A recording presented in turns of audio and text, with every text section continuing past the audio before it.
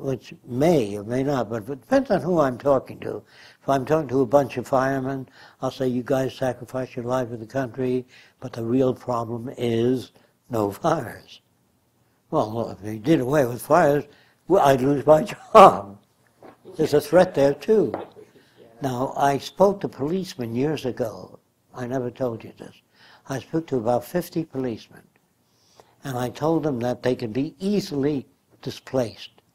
They said, oh, no, you got to have policemen all the time. So I began to proceed on how to displace them. I put a chymograph in an automobile, a rotary cylinder, electrically operated with a needle on it. So when you get to a zone of 60 miles an hour, if you do 65, the chymograph registers every violation you made. You have to mail that in every month. And you don't need traffic cops out there on motorcycles. Every violation be indicated by that. So they said, that put us out of work. I said, yes, you're easy to put out of work. Easy. There's no job that's secure. Nothing. Even surgery will be out 15 to 20 years from now.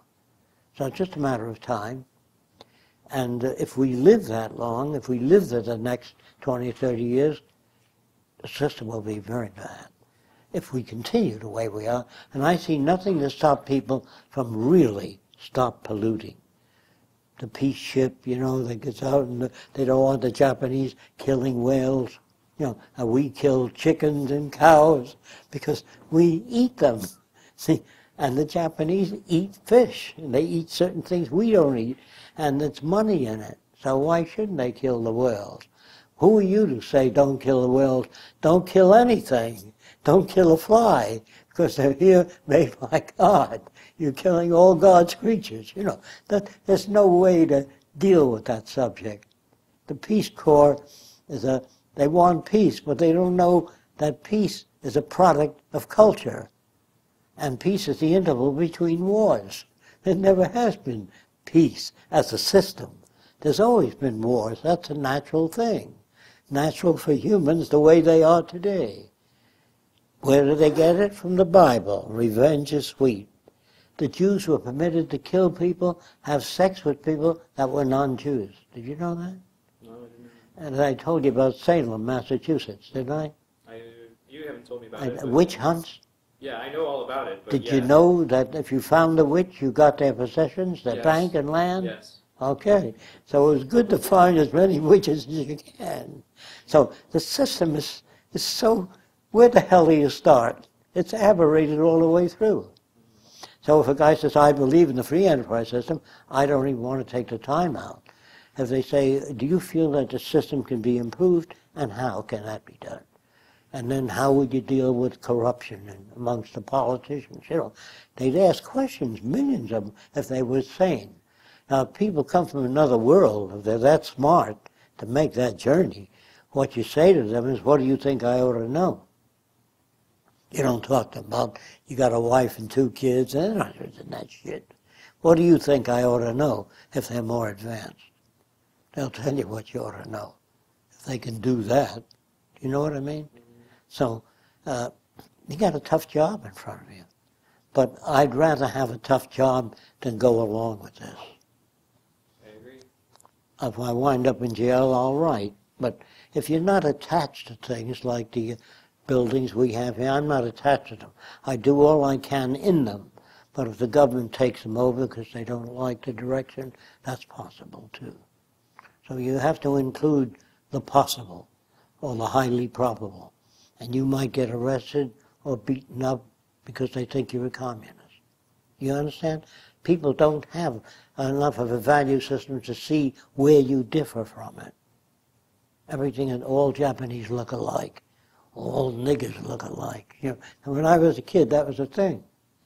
When the Jap appeared in town, we used to run down the street and look at him as kids.